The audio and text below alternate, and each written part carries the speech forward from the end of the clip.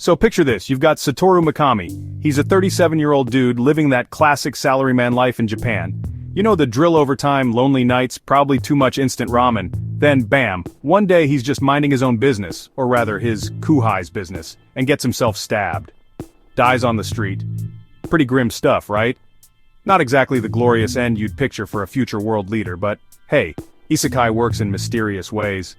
As he's bleeding out, he hears this voice. A robotic, emotionless voice. It's granting him skills based on his dying regrets and thoughts. Cold, he thinks, so he gets cold resistance. Pain, he feels, so pain nullification. And because he died a virgin, he gets the unique skill Great Sage. And the kicker, he wished to be a Great Sage if he were reborn. But that he gets? Because he was thinking about how he didn't need blood, he ends up as a slime. Yes, a literal blob of jelly, the weakest monster in pretty much any fantasy setting. He wakes up, it's dark, he can't see, can't hear much, he's just a blob. Imagine the existential crisis. One minute you're a human, next you're basically sentient jello. He starts figuring things out though. This Great Sage skill, super handy. He learns he can absorb things with his predator skill. The adventure, as they say, was just beginning. So, Rimuru, let's call him that, because Satoru is so last life is bouncing around this cave. It's dark, damp, and full of other monsters. But hey, free real estate. He starts experimenting with his skills. Predator is basically his eat anything and get its powers button. Super useful. He munches on giant bats, giant centipedes, even a giant snake. Each meal makes him a little stronger, a little more versatile. He's like a one-slime buffet, sampling the local, often deadly cuisine. This cave is basically a starter pack for overpowered protagonists.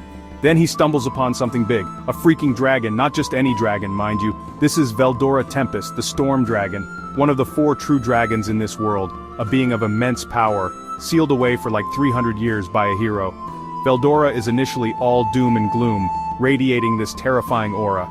You'd think a little slime would just, melt. But Rimuru, bless his gooey heart, isn't easily scared. He starts a conversation with a sealed catastrophe-class dragon. Turns out Veldora is lonely, super lonely, and a bit of a tsundere if we're being honest. Rimuru, being the nice guy he is, offers to hang out. They chat, they play shogi, mental shogi because, slime hands and dragon claws, and they become friends. Veldora even gives Rimuru his surname, Tempest, and the name Rimuru itself. Rimuru, in return, promises to find a way to break Veldora's unlimited imprisonment seal.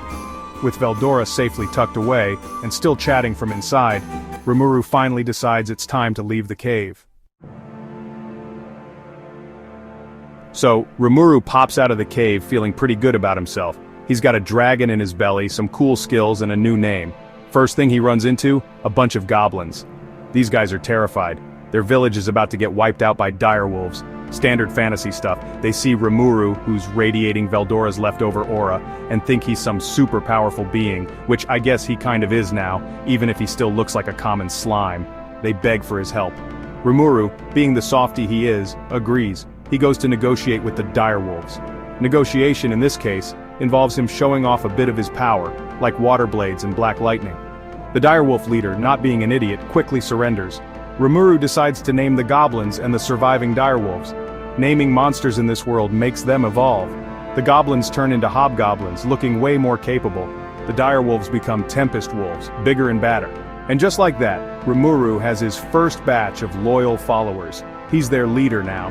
Accidental leadership, the best kind. Now he's got a village to run. Rimuru, with his modern Japanese knowledge, starts introducing new concepts. The Rimuru Tempest Federation is born, founded on principles of equality and mutual respect. Just when things are looking up for Tempest, a massive threat appears on the horizon. The Orc Lord. We're talking about an army of 200,000 starving, rampaging orcs, led by a unique monster that gets stronger by consuming its own kind. They're a plague, a force of nature, devouring everything in the great forest of Jura. Rimuru realizes this is a threat he can't ignore. If the Orc Lord wins, Tempest is next on the menu. So Rimuru and his growing forces decide to intervene. He forms an alliance with the Lizardmen and the Trents. He also encounters a group of ogres, Benimaru, Shion, Sue, Hakuru, Shuna, and Kurobi survivors of an attack by the orcs. Rimuru names them, and boom, they evolve into Kijin, super powerful warriors and artisans. The stage is set for a massive showdown. The battle against the Orc Lord, Geld, is brutal. Rimuru eventually defeats the Orc Lord, absorbing his soul and the Star of Skill. He takes responsibility for the surviving orcs, integrating them into Tempest. This act of mercy and pragmatism further cements his leadership, but the peace doesn't last. After Rimuru becomes a demon lord and casually annihilates an entire army from the kingdom of Falmouth, things get complicated. Falmouth attacked Tempest because they were scared of its rapid growth and economic power. Plus, they were being egged on by the Western Holy Church, who aren't big fans of monsters, especially powerful ones. The attack was brutal. It led to the deaths of many Tempest citizens, including Xion, which was the catalyst for Rimuru's dark evolution. Rimuru's transformation into a true demon lord is a game-changer. He's not just a powerful monster anymore, he's officially one of the big bads of the world, at least in name. His power level skyrockets. He resurrects Xion and the other fallen citizens, which is a pretty neat party trick for a demon lord. This event also leads to him summoning a primordial demon, an archdemon who he names Diablo. Diablo is ridiculously strong and fanatically loyal to Rimuru. He becomes another one of Rimuru's overpowered subordinates. Enter Hinata Sakaguchi. So Rimuru is a demon lord now. Official title, fancy powers, the whole shebang. This naturally ruffles some feathers among the existing demon lords.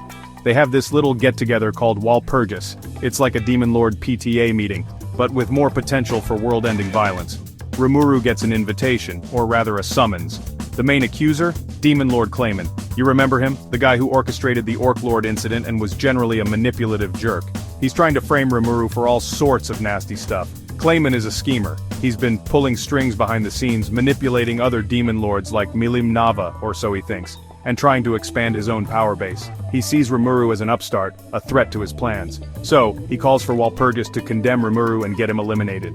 Rimuru, however, isn't going in unprepared. He's got his own allies, like Ramirez, the tiny, loudmouthed pixie demon lord, and he's gathered plenty of evidence against Clayman. He's ready to turn the tables on this so-called marionette master. Walpurgis itself is quite the spectacle. You've got all these incredibly powerful ancient beings gathered in one place. Guy Crimson, the oldest and strongest demon lord, basically presides over it. Just when Rimuru thinks he can finally catch a break and focus on building his ideal nation of coexistence, a new, massive threat emerges: the Eastern Empire. These guys are the big, scary, militaristic superpower of the world. They've got advanced technology, a huge army, and a long history of conquering anyone who gets in their way. And guess what? They've set their sights on Tempest and the Western nations.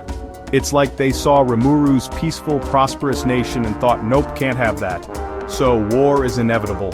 Again, the Empire's invasion is on a completely different scale than anything Rimuru has faced before. We're talking about an army numbering close to 1 million soldiers equipped with magitech weaponry that can even hurt powerful monsters. Remember Veldora, the storm dragon Rimuru befriended in the cave?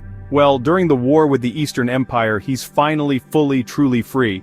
And he's back with a vengeance, or rather, with a lot of enthusiasm to cause some chaos and help his best buddy Rimuru.